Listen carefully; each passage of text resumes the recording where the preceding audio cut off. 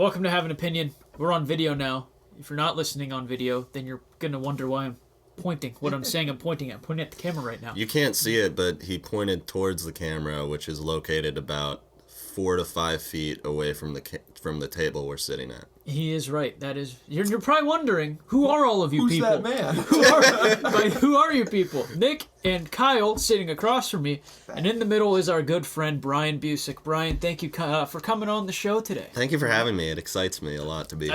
I waited till we were on air to say this so everyone could see your reaction. I love whatever that coat is. Dude, is it a cardigan or is it a coat? What's it considered? I don't know what to term it. I guess it's closest to a cardigan, but I got this in Malibu. Wow. My mom bought it for me as an early birthday gift, and feel this. It feels divine. It's like it's the most comfortable thing I own, and it's definitely like not as soft as it was when I got it because I rarely wash it. But it's like my quality of life went up with the purchase of this. I feel that. Anyway, we hope you're all doing well. In homeworld and wherever you may be. Things are a little scary. Thus is why we're probably going into somewhat of a lockdown again here in PA. Yep. But we're fighting on. We're all safe. That's why we're all together. But we will fight on. But you're wondering, Nick, Kyle, why is this Brian character on the show sitting in the middle of the table? That's what I'm thinking. Well, yeah, Kyle doesn't know. I just told him Brian's coming on the show this week because that's how we do things here. Yeah. Welcome to the most dysfunctional podcast in America. But anyway, Brian, you kind of have a YouTube short film out right now that you're promoting that has more views than we could ever dream of getting on an episode of this podcast. Well, thank you. That's very kind. The short is called The Mania. It's a special episode of this web series two friends of mine make called Codependent, about me and my friend Hayden living together and being dumb young men. Wow. And The Mania is the 4th episode. It's our reaction to the COVID crisis, and it is directly inspired by Robert Eggers' 2019 film, The Lighthouse, starring Robert Pattinson and Willem Dafoe. I've never seen that. So Kyle has. Okay, great. Kyle has. The running thing on this show is that I did not start getting into movies till like a year ago, probably. Yeah? Which, like, I'd seen some of the big ones. When you, like, started the show. Yeah. Yeah. About then. Yeah. About when we started the show. Yeah.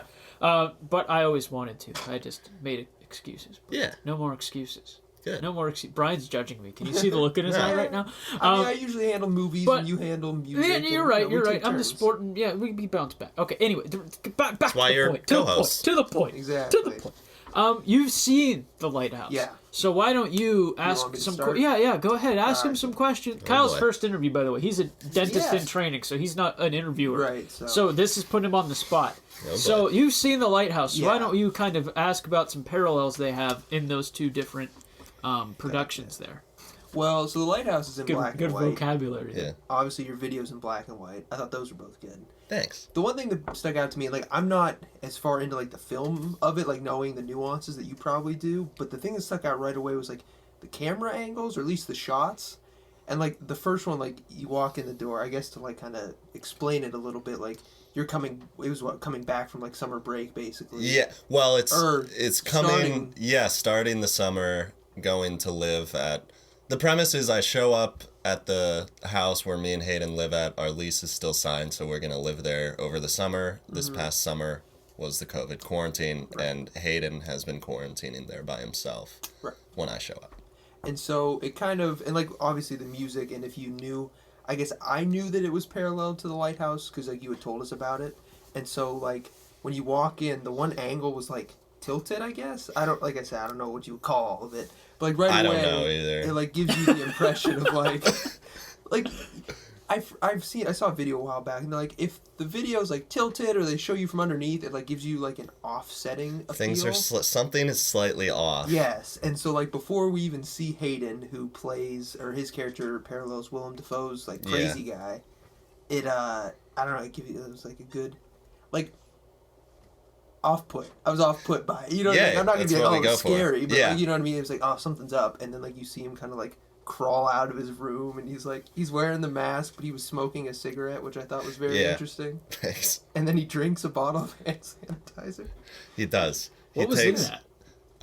So sanitizer. yeah, literal hand sanitizer, and we had to pump his stomach. No, it was It's an expensive production over the shot that was used. It's water, but then a shot that we didn't use.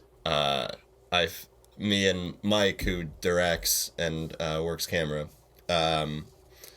he was like, "Hey, I have some vodka in the freezer. Let's."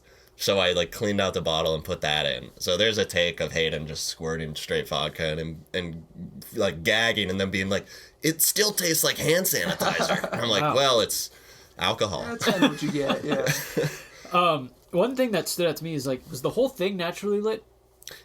Yes. I tried to pick out a scene where I didn't think it was naturally lit and I couldn't find one. But I also realized it more than halfway through. What do you mean by naturally lit? Like there was no light sources other than the light naturally coming in through windows. Oh no, we were lighting it. Were you? Yeah. It looks like it was naturally lit. That was the idea. I know, that's why I asked, because saying, it looks like it was all just from windows. It doesn't look like there's any artificial lighting in there. Yeah, I was saying in the movie there's a lot of candlelight that I thought was pretty close. A lot of that I think is Mike is very talented and handles the vast majority of camera operation, lighting, and just directing. And he would light the scenes, and most of them, I guess in the lighthouse and in this, the light tends to be, there might be a backlight, but it tends to be just one light from one source. Either, in some shots there's a lamp and that's the light and it's hitting both of us, but then if we were doing a shot that, like you said, looks like it's from a window, it'd be a narrowed light and just kind of one beam of light going through the frame that we would have to hit. Okay, I see what you mean. Yeah. That makes sense. So where did this idea stem from to do a spoof on the lighthouse? So it was originally, I think, Hayden's idea, or Hayden and Mike's. So Hayden and Mike live together in the apartment we shoot at. I just live right up the street. And we wanted to do something about COVID, and me and Hayden started writing basically the beginning of it, where I show up and Hayden's been quarantined alone and went kind of crazy. It just wasn't officially a Lighthouse parody yet. And then at one point, one of them just said, "Let's just parody the Lighthouse and do it in black and white," and shot that way. And a lot of what's fun for me watching it is just the cinematography that Mike just absolutely killed, in my opinion. I would say it was pretty impressive. From a cinematography standpoint, it was really good, really appealing on the eyes. Thank you. But you guys have done multiple of these, right? Yeah. So how do you normally come up with ideas for them? Sure. So we have 3 episodes prior to this one. There's the pilot, in which we find sort of a crawl space in the apartment and basically make arguments for why one of us should go in there to explore the strange smell coming out of it based on who deserves to die more.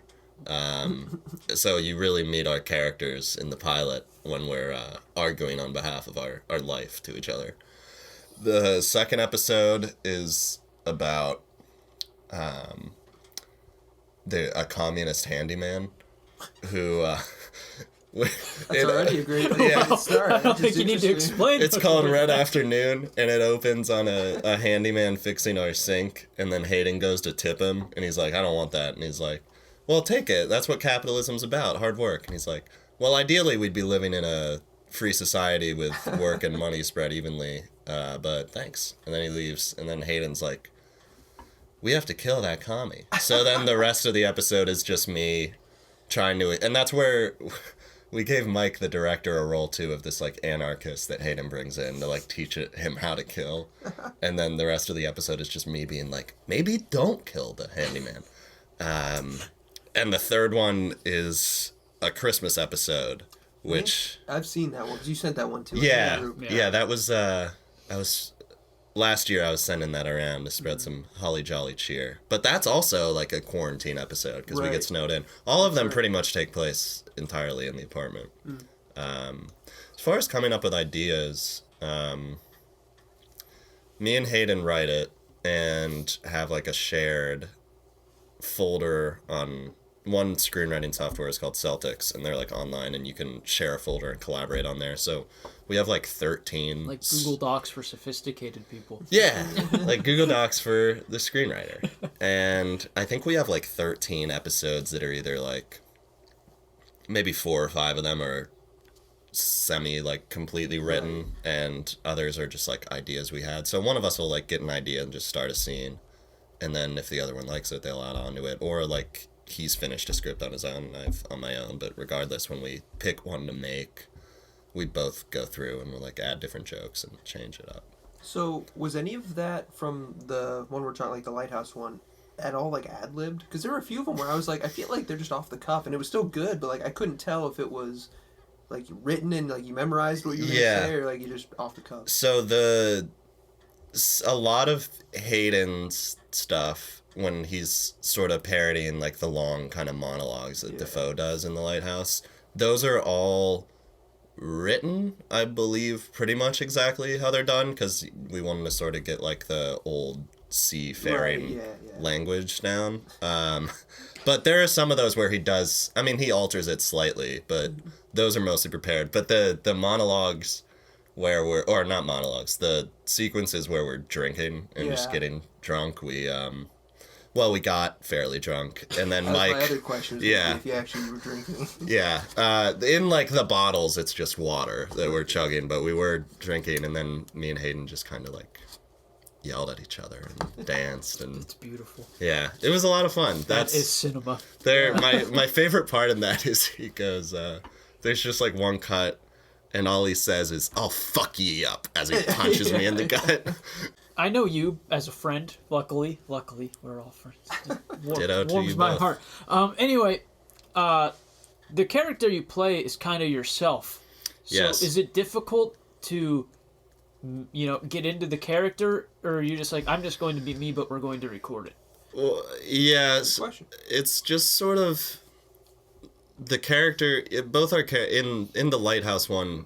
At least Hayden's is a little more different than a version of himself, but generally in the series it's just kind of exaggerated versions of ourselves, and both of us do stand-up, and so the humor just kind of comes from the humor we like to do and the jokes we figure that we can do a good job telling.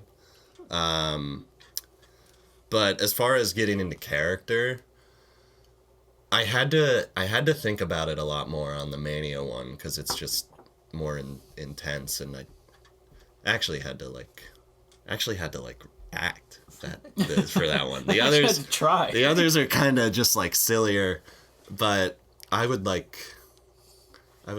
go behind the door on like a shot and just like think, all right, like what's going on right now? And I'm literally stuck with a crazy person, and I would like think and like get myself in that moment. But I guess the main difficulty I've found in acting, and my mom is unafraid to tell me this, the acting in the series just gets better as it goes on. Like the first episode, like we did a good job and we're proud of it, but it's not as good as, I think every single episode our acting gets more nuanced and better. And me and Hayden have talked about, I think both of us did theater in high school.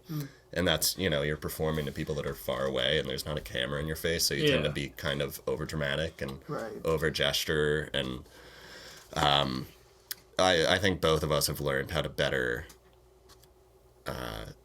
be more nuanced and more natural in acting on camera. And you mentioned your stand-up, which you were doing. Yeah. You were doing. I didn't know you were doing stand-up. Yeah, not regularly, usually, but where's your drive-in special? Oh, it's not up yet, man. Have you done anything from a standpoint perspective during COVID? I did 2 shows this semester. There was one. There's this. I don't know what org hosts it, but there's a show that usually happens once a semester called Yonkos that people just tend to put on in like a basement. And they still wanted to do something, so they got. There were like 6 comics that we basically performed on someone's back porch, and they were just like chairs spaced out in the back. Socially distant. Socially distant comedy, and I think every comic got to bring like 3 guests, and that was it. And then another thing, there was DKA is the professional film fraternity, and they do something called Serious Comedy for Serious Fun, which is some sort of children's charity. Right. Serious Fun, that is. And they did a virtual show. So I had my laptop set up in my living room and my roommates sitting on the couch, so I actually had like someone to perform to, but that was over Zoom. Interesting. So yes. You've worked on a bunch of these things for YouTube now. The Mania. But you just told us before we started recording that you're done now at Syracuse. Your time is done. Yeah, that's true. So what happens next? Is there more of these? What's going to happen here? Yeah, I was going to ask that as well. Sure. So specifically the Mania, which, if you want to watch it, go on the YouTube. And we were going to do this at the end, but Brian said, I'm tired of waiting. I'm tired of waiting. You know, and just type in The Mania, and then either Mike O'Connor, MikeOconnor,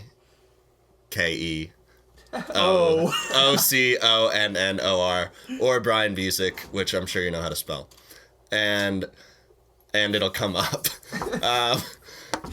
So please give that a watch and a like if you could be so kind. It was going on like 300 views. It's getting up there. I don't know what we're gonna outro the interview with because Brian just took the last question. But can't you cut it? And, don't worry. We'll get back to the actual question. If he bothers to answer. But where were we?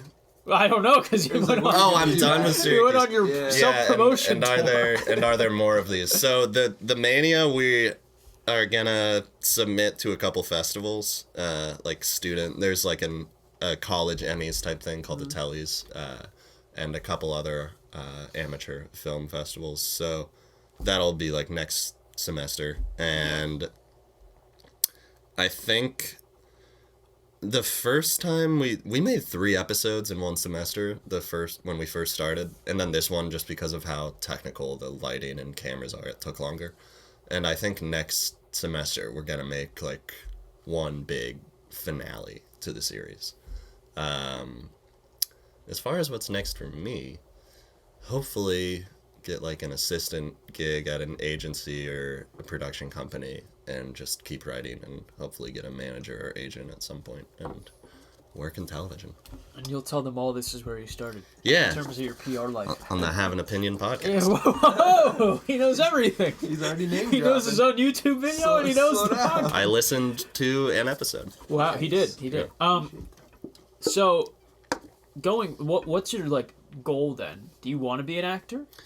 This is me genuinely asking as a friend, not as a post to the podcast. So, I definitely enjoy acting and like performing comedy.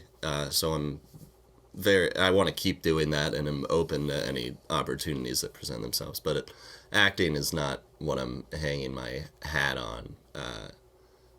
Professionally speaking, the plan has always been, or the idea has always been, once you're an established writer, maybe you write something and cast yourself. Yeah. Wow. But I was just gonna say that seems like how it goes. Yeah. Cherry.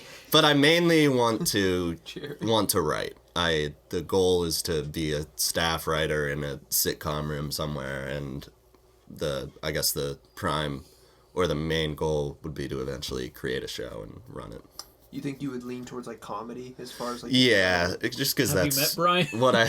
Well, like you said, because you do stand up and stuff, so I figured. Yeah. Just because I grew up mainly watching sitcoms, and I just love sitcoms and think that's where my skills lie. Yeah. So I know you're a big John Mulaney and Seinfeld. Yeah. So is that like are those the people you look up to the most in terms of a comedic aspect, or are there other people that we never got to talk about? Sure. Probably as far as like favorite stand-ups go, I mean Seinfeld's like a classic, and Mulaney's so good, and definitely Mulaney is what I would like to be, but I am not. I mean, I can be. When I first started doing stand-up, I would just like write Mulaney bits and accidentally like. Not impersonate him on stage, but like fall into his style. And I also really like Tom Segura and this guy Sam Morrill. I don't know if you've ever... I've never heard of that. He's a New York-based comic, and he's really, like, dry and just kind of writes... Have you heard of Anthony Jeselnik? I was just about to say, it sounds like Anthony Jeselnik. Yeah, he's not as dark as him, but they're just kind of, like, dry jokes. Yeah. Like, set-up punchline. And he's really good. But then also there's Elizabeth Merriweather created and show ran New Girl, and the name sounded familiar. Yeah, okay. and I just really love the comedic style of that show and the stuff she's worked on. So, as far as like writing inspirations go, she's up there. Right. Anything else you want to promote about yourself or your work before we get into some actual discussion that the Have an Opinion fans, all 10 of them, are accustomed to? Well, do you want me to promote it? You already promote. I know, but you could cut that, and no, this could be it. No, we're not. We don't edit things here. Just kidding. We do to an extent. I guess if you would like to, you can follow my Instagram. It's B Buseck, just BBUSECK. Now he spells it. Now they know how to spell it. Now they know how to spell it after he teased him earlier. Yeah. My Twitter's not that great, so you can stay away from that. The bio's great. Yeah, the bio's one of my favorites in all of Twitter. Just killing time between meals. That's been it since like high school. That's been it for a long time. I walked into work. We used to work together. I walked into work, and I think, Brian, your Instagram bio or your Twitter bio is hilarious. Thank you. Yeah, that was something that's been like my go-to bio on everything since I came up with it, because it's very true. Is it on Tinder? I think it was. I feel like if you're on Tinder, you have to have more than that. Yeah, I changed it to whimsical inquiries only, because... When I was on Tinder for those 4 months, my freshman year of college. Pre-cuffing. Yeah, pre-cuffing season. I was like, I need to let these women know everything about Nick Hedger. I don't think they want to know everything about Nick Hedger. Dad jokes, guitars, music, although sports, Penguins, Steelers, Pirates, Celtics. And I was like, they'd probably just are like, what the hell's wrong with this child? They're mainly looking at your pictures. I know, and that's why I tried to make the bio so strong. Yeah. Go for it. Tinder's nice. Or they updated, I think, to now you can like pick your interests, which is like a little more than the bio. So like you could have like a short bio, and then there's like, now mine is like dog lover, coffee, skiing, nature. Comedy. So on Tinder, do both sides... Watch the Mania. Yeah. Watch the Mania on YouTube. I should make a Tinder that's just an advertisement for our series. I was just asked about Tinder. Do both parties swipe, and then if you somehow swipe on each other, you... Yeah. Yes, never used that's a match. Exactly that's a match. Yeah. You ought to get on Tinder. I probably should get on Tinder. They would eat you up. Hopefully somebody will. Yeah. Tinder's a scary place. Yeah. Bumble is where you find the sweet girls. Oh, is it now? I found the sweetest one. Nice. Oh, boy. Bumble, the girls have to message first. You have to. Oh, yeah, that's... I was just going to say, that's what I thought Tinder was. But... No, Tinder is an experience. A symptom of the patriarchy. Wow.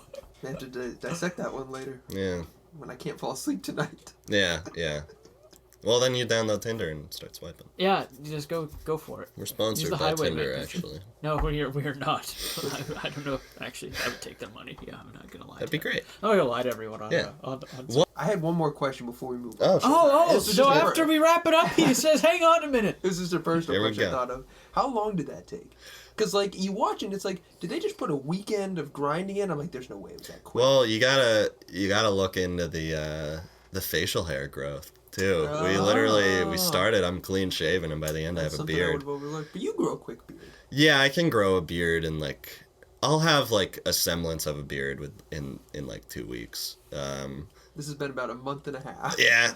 And it's not good either. I like it, man. This is a half committed. Good. I'm doing it this time. Yeah, I'm just I just don't like shaving. And then it'll get itchy one day when I wear a mask, and I'll be like, oh, nope. I guess it's time to shave. It's time to get rid of it. Get out of here. How long did it take? I can't tell you exactly, but probably like 3 months or so. It was. I mean, it's not like we were shooting every weekend, but most weekends. So is the majority of time spent editing or shoot? Like, do you shoot it all in like Like the scene where you're eating dinner, was that like one take? Yeah, that was that. Well, I think we did like 3. He'll set up the camera for like the wide shot with both of us in it. I want to say we did like 3 takes of that, and then reset the camera for each of our close-ups. Okay. Are you a group that's like one good take and we're done, or do you get multiple good takes just in case? Because I've worked with both. It depends. It depends, honestly, where we are, where our morale is in the production. That's At the beginning, we're like pretty excited. We're like, we're making another picture, and we'll like, if we're having fun, we'll like do a few takes. But when it's getting late at night, and Mike will be like, all right, just that was good enough. Yeah, we'll take it. We'll take it. When I was an extra in a movie, we did like 9 takes. You were an extra in a movie? Yeah. Oh, we were told me RMU about this. sitting in the caf, and some guy walked up to me and Alec and Nice. our buddy and goes, "Do you want to be in a movie?" And You we're look like you could fit nicely into the background. Yeah, and so the one cafe, they like made it look futuristic in this movie. It was like a real movie. Like I think they're submitting it to Sundance, but Nice. this was 2 years ago too. I think by the time they edited it, like a mid-budget artificial intelligence kind of movie, and then COVID happened. Like I don't think they've submitted it anywhere yet. But yeah, so we were eating dinner in the background of the main characters eating dinner and Nice. talking. I like And that. they told us, like, in this futuristic thing, there's some chip everyone has where, like, you can see stuff through, like, your eyes, like your contacts or whatever. You can see stuff like, through your eyes. You shut up. I know you were thinking it too, so that's why I said shut up. But basically, I meant, like, if you went to this restaurant, they gave you the menu would be, like, hologrammed out front of that's you, cool. and then you swipe Yeah. up and down. Okay. So Cool. literally, because we're not watching it, like, in post-production, we're living it out. Yeah. They were like, just sit there and go like this. And so you put 3 dudes that are, like, naturally just immature. I like that. Because we were, like, That's fun. 19 at the time. And you make them go like this at each other. And Have you Alec ever- looks like Alec, and so we were just dying. Have you ever done that on like a physical book, or like went No. to zoom in? Because Can't say I've I done have. that and it makes me sad. They need to let you zoom in on Instagram profile pictures. Just because people... You can't zoom in on pictures now. I know that. Yeah. I mean, like, the profile picture. Yeah. Like, when they're private, they request to follow you, and I'm like, I feel like I know Oh, this name, yeah. but what do they look like? And you're like... You can't really see. You get your monocle That's out. fair. Yeah. Get my Ben Frankie out, yeah. I feel like I had a thought, but it went away. You know, Which that's happens how the show kind of Not works. infrequently. It does happen often. Yes. Oh, I was just gonna say, you asked like what takes longer. This one we shot for like a while, and then the edit took a long time because Mike was like scoring it, and there's a lot of audio. Yeah, I and- thought before, not to cut you off, but I thought Yeah. the music was really well placed. I thanks. thought that was really good. Yeah, the soundtrack turned out great. Is that all this royalty free, or because I know you play Mike- music? Did Mike- you like make it? Mike composed that. Oh, Mike really? Mike is insane. Like, It sounds insane. I mean, that's pretty impressive. yeah, On he top does of it all. like me and Hayden write and act in it, and like our Mike's basically like second and third hands when we're on set. Like if he tells me to move a light, I'll move it. But But that's as far as I'll go. yeah, Helping really. across. And then Mike had to edit it for a while, and me and Hayden were getting kind of antsy towards the end because we told some people it'd be up by December 1st, and then he was like, "It's not ready." We're like, "Ah, god damn it!" But it got up, and it's Masterpiece. yeah, Specs- really. Specs the cutoff. Well, it's funny because he would like edit and then show us a cut, like upload it to Google Drive and be like, "Yeah, we still gotta add music here and here," and like there was a cut that like 2 days before it actually got uploaded that was like pretty much the same as the final cut. I don't actually know what he tweaked, but he was like, "It's not ready. I still have to do this," and I was like, "God damn it, man! It's done. Put it on YouTube." The director's cut. Yeah, Good enough. yeah, really. Oh, But it took some time. Yeah, that makes sense. Yeah.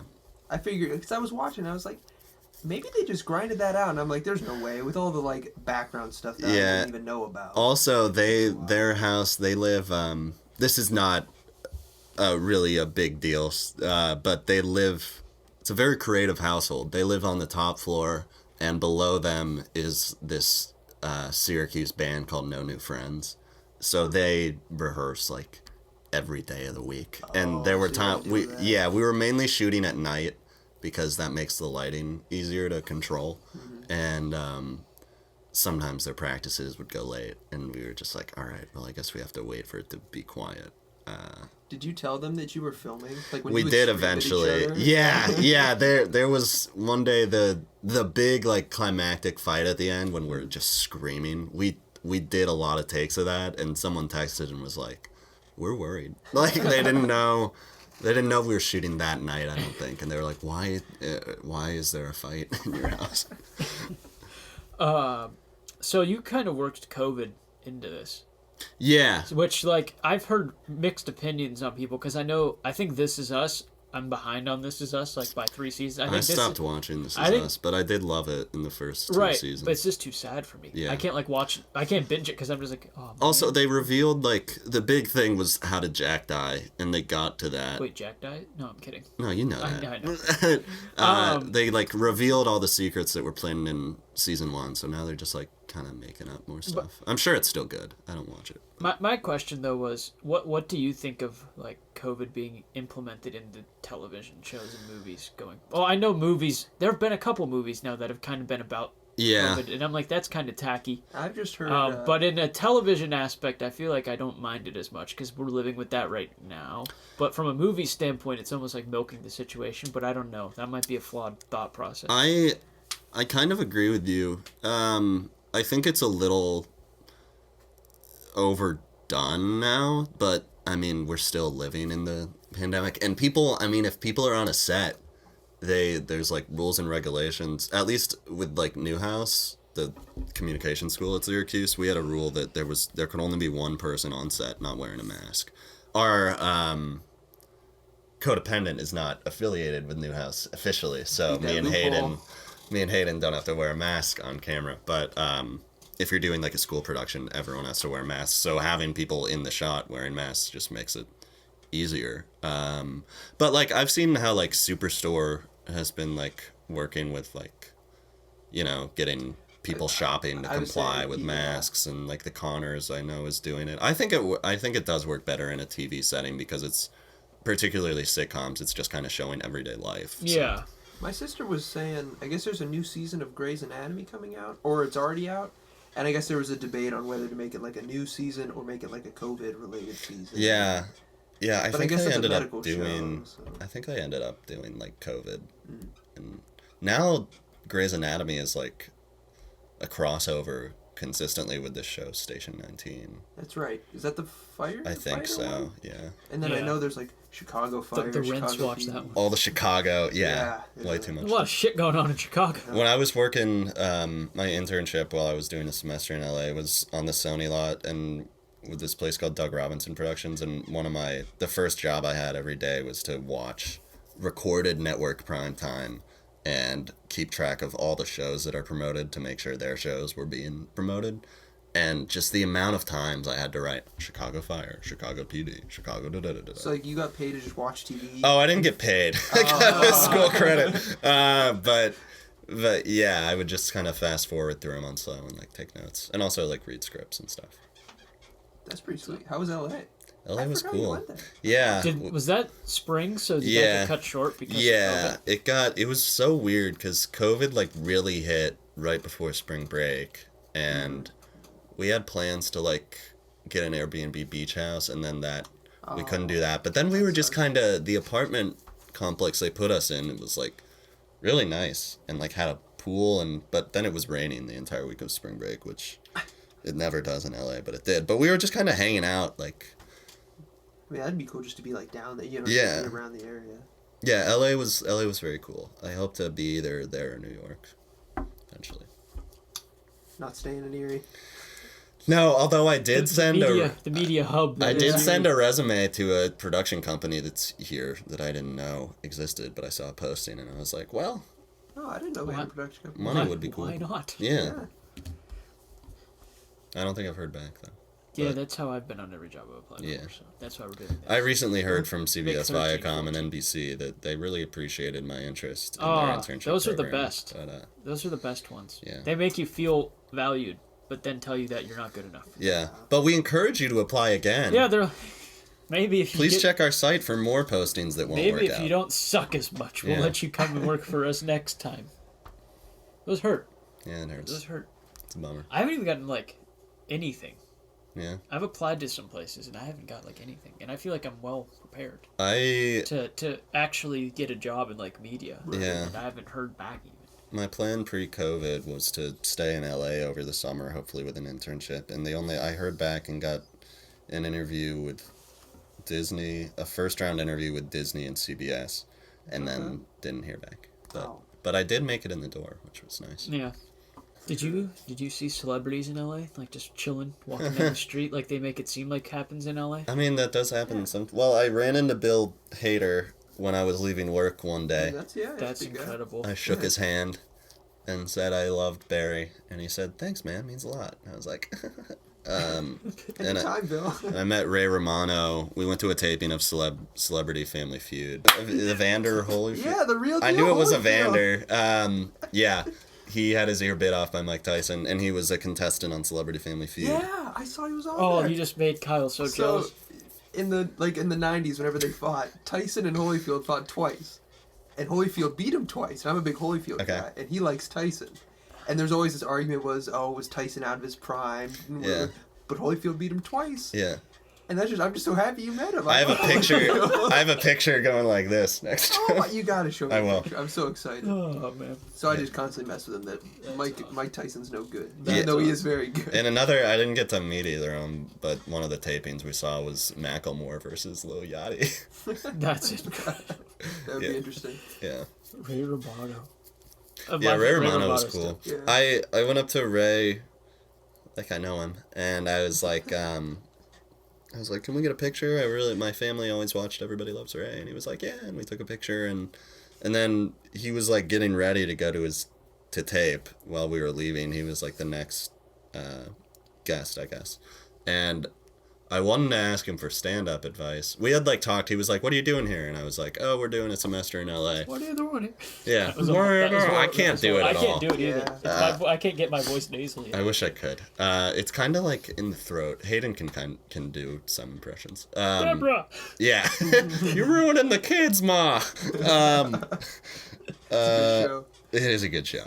But so we had like talked a little bit, and the full sentence I wanted to come out of my mouth was, "Oh, and I also do stand up. Do you have any advice for new comics?" But like a production assistant came up to him and grabbed him. So what came out of my mind was, "I also do stand up." And then he like held up a finger. It was like, "Wait, I got to do this." And then I was like, and then you never saw it. And then so I went up to Ray Romano and was like, "I also do stand up, Ray Romano." And then never saw him again. The one that got away. Really. The crossover. He was really nice, though. He was a good dude. Seems like a nice dude. Okay, here we go. Pitch this. You are Ray Romano's now grown son, done with college, and he teaches you how to be a stand-up. That'd be a better movie. Yeah. You can milk that into a TV series. Yeah, you can. You can. You totally can. Him and Deborah. Yeah. If you get everybody back. That'd be fun. Well, both the parents are dead now. Are they? Yeah. Wasn't the mom in that was the mom from Christmas Vacation, right? Yeah, she's great. She's Clark's mom in Christmas Vacation. His dad is funny.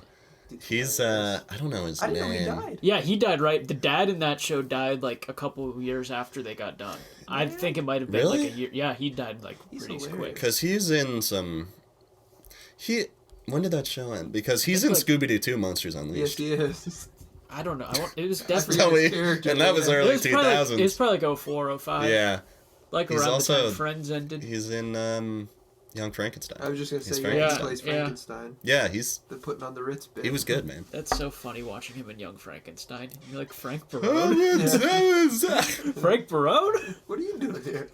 Is it like, do you get yelled at in that? Because you're always like, never approach celebrities and just be like, hey, can I get pictures? Well, or is it cool because you were working and it was just like, oh, this is cool? Well, with Ray Romano, it was different, at least in my mind, just because I wanted to get a picture with him because my mom is...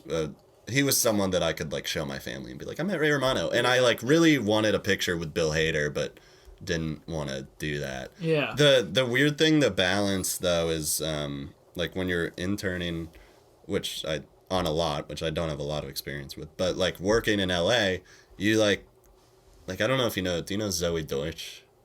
I don't know if that's how you say her last name. That name she's in familiar. She's in that show, The Politician, on Netflix, and has been in some movies. She's in Zombieland too. She plays the blonde kind of bimbo. But she's in a lot, and she's very good and very beautiful. And she came in for a meeting, and I just had to like... And one of my jobs was like when writers or directors or actors came in, I would like be like, "Can I get you a coffee while you wait?" And they'll be ready soon. So I had to like talk to her, just to like entertain her while she waited. And I just had to act like it wasn't a big deal, but I was also falling in love with her. That'd be so hard. That would be extremely hard. Like if I saw someone that I she looked was up so to, like sweet. Oh my god! And I made her laugh. No. That's I made Connor McDavid laugh. Nice. That was like a crowning moment of my life. Oh, that's right. The thing with that, the thing that made me mad, I didn't really meet him. The thing that made me mad about when I met Connor McDavid was, we'll get back to you because your stories are a lot more interesting. Well, I want to hear this. We did this charity event for Erie Bank Sports Park at my internship, and I was like dressed up, like I had a suit. I don't know if I had a suit on. I at least had a polo on, but I looked good. Yeah. It was I didn't look like a bum. Yeah. And they had all those Erie Otters. They had DeBrincat come in. They had, I think, Nick Baptiste or something. They had like NHL guys come in. Yeah. And Connor McDavid was coming in. And I looked at my internship supervisor, who had become soured on me by this point, for, okay, basically what happened was, we didn't start logging our hours for our internship until 2 weeks into our internship. Yeah. Because that's when the school semester of summer started. So that's when I was allowed to start logging hours. Okay, yeah. So I missed a whole week because of a surgery. Yes. And so that week, I was like, well, I'll just put down that I worked the full week and then tell her, like, hey, I did this because I worked 2 weeks and didn't get credit for those hours because the semester didn't start, but I technically still worked those hours. Yeah. Right. And so I did that. Did she not like that? And keep in mind, like, we were really, like, everything was really chill. Like, there was no indication that wouldn't have gone over well. Yeah. And so she called me into her office, like, why did you think this was okay, blah, blah, and I, like, explained it, and like, ever since then, I felt like they hated me, and that might have been just me being, like, scared and, like, always assuming Maybe in people your hate head me. a little, yeah. But, like, I think after that point, there was definitely a shift in how well Nick was liked there, and I'm not trying to, like, crap on the organization at all, because it was a fantastic experience, but I feel like by not asking that, I really ruined something. My first but internship, I had no inclination that would have been the wrong thing to do, because there was a fair argument. Like, I should have gotten credit for the hours. Yeah. But anyway, No, yeah. So we were there, and I'm like, hey, like... Oh, yeah, Connor McDavid. Can I get a picture with Connor McDavid if he comes in?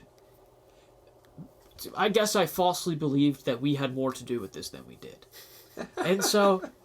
She's like, if you walk into Connor McDavid, do not approach him. Do not pass go. Do not collect $200. It was like, do not get a picture of Connor McDavid. And then it was like why? Like, why? Yeah. And I'm like, if I get, like, this whole internship, it's been meet people, make connections. Yeah. And honestly, Connor McDavid's, I'll be like, we should hire that guy in Erie to be our new public address that kid was great, man. I'd just be like, no, like, I could show my friends, they're all hockey fans, like, hey, I met Connor McDavid at my internship today, like, this is cool, and plus, like, everyone else is gonna be an accountant or a actuary and make $100,000 out of school, and I'm gonna make $35,000. And so, like, I gotta show something to have one up on these people. Is my hair that bad? You keep staring at it? No, I just look at hair. Yeah, and so, it's really greasy today.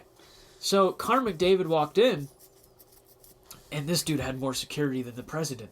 Like, there were so many people in suits and, like, other people that were like, Connor, and then the guy did him right to where he needed to go. But in that moment, as he walked in, Nick Baptiste and Alex DeBrincat were behind me. I think it was Nick Baptiste. And they go, I can't do a Canadian accent, so I'm not even going to try, but in a heavy Canadian accent, they go, we don't have to wear these name tags, do we? And I go, no, I'm only wearing mine because people don't know who I am or give a damn who I am. People actually know who you two are and think you're important. And they laughed. And Connor McDavid was probably like 10 feet behind me with his security board, like, sectioning him off from me and the other two who had no security. They just walked in. They were like, hey! They're just some guys. And Connor McDavid was laughing. Nice! And to this day, despite having no evidence, because he had 10 people around him, I still believe he heard what I told the other two, and he got a chuckle out of it. Nice. What happened with my girl Zoe was she was waiting to go in for a meeting. My good pal. Yeah, she was waiting to go in for a meeting, and we were just like making small talk, and she mentioned these I think they were like letterheads, like just like stationary on a shelf. She was like, "Oh, kind of dusty," and I was like, "Yeah, it'll probably be my job to clean those." Like something dumb like that, like a self-deprecating intern joke, and she genuinely laughed. It was pretty great. But then, like, my boss kind of overheard it, and after Zoe went into the meeting, she was like, "We don't make you do that," and I was like, "No, I was just." Okay. I was trying to make her happy. I was in love with her. And also we were, at the time, I was thinking in my head if there was any way I could finesse. At the time, we wanted to do an LA codependent special that would have been, like, shot on our phones. And I was really trying to work out in my head if on Zoe's way out, I could just get her, like, cameo and, like, a really quick shot with me. But I didn't get the chance. And I probably shouldn't have asked. But yeah, that's awesome. And it's tough because, like, specifically with Bill Hader, like, even if it's not like at my internship, I don't want to, like, the odds they would remember me is so little, but like on the off chance I like make it, I would I would love to work with Bill Hader. I don't want to be the guy that was like, "I love you so much," and like took a selfie with him. Bill. Yeah, years down the road, he's like, "Oh, hey, you're that guy." Yeah. I also, like, I followed him for a while. Not on purpose, but I was leaving to go to my car, and he was parked in the same lot, and he had a hoodie on, and I kept catching little glimpses of him, and I was like, "Is that Bill Hader?" And I guess they were, like, they were getting ready for the next season of Barry on the lot, so he, like, had a meeting or something. But for a while, I was just, like, staring at him, because I couldn't tell. Just creeping around the bushes. Yeah. And then he got to his car, and I was like, "Oh my God, it is him!" And I was like, "Mr. Hader." Mr. Yeah. Hey, Mr. You call him Mr. Hader? I called him Mr. Hader. I said, "Excuse me, Mr. Hader." That's so weird that we're technically adults now, so like calling people Mr. or Mrs. is almost frowned upon in like just the like professional industry. Yeah. And everyone's like, "No, you like don't need to do that. Like that's weird. Call me Bill." And I'm like, "What's up, Bill?" But you're older than me. I like feel like I'm inclined to call you. But I respect you so much. I'm oozing respect for you, Bill. Yeah. Oh boy. But yeah, I haven't met anybody famous. People were asking, I forget who asked me, like, "Have you met anybody in Philly? Like, see any celebrities down there?" I'm like, no. Rocky was running. Not the Always Sunny crew. Yeah. Always Sunny renewed for 4 more seasons. 4 more? Yeah. I mean, I know that show's hilarious. But I was on season 3. I guess it's wild. You got some time to make up. Yeah, I haven't seen any of them. I think it's the longest running live action sitcom now. Because it's at like 14. I would say I believe it. It's been a long time. Yeah. That show's hilarious, though. Great show. Yeah. Great show. It's weird because, like, at the start of that show, they're like, it's more like they're like establishing what the show is and like going on kind of like doing like actual plots. And now it's still good. It's just them kind of like commenting on whatever's going on. Yeah. With their characters. Like, they did like Time's Up for the gang and yeah. Oh, man.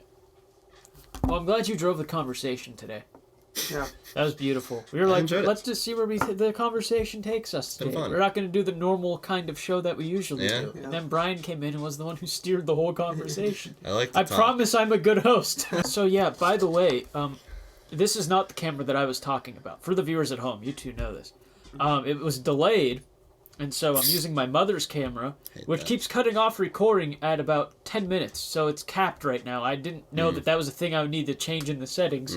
But it's capping recording maxes at 10 minutes a clip. So that's why there might be some awkward pauses in this episode. But assuming my camera comes in by next week, that shouldn't be a problem. It's going to be good. Shouldn't be a problem. But I'm glad that you were here for the first one you got to see people on. I enjoy it. It's a good time. I think we all look good.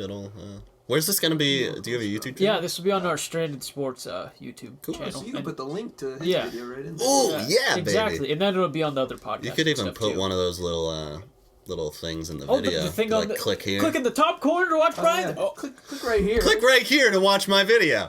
Yep. Point up there, too, just in case. Or over there. I don't know where it's going to be. Yeah, this is about These having things an opinion. are fickle.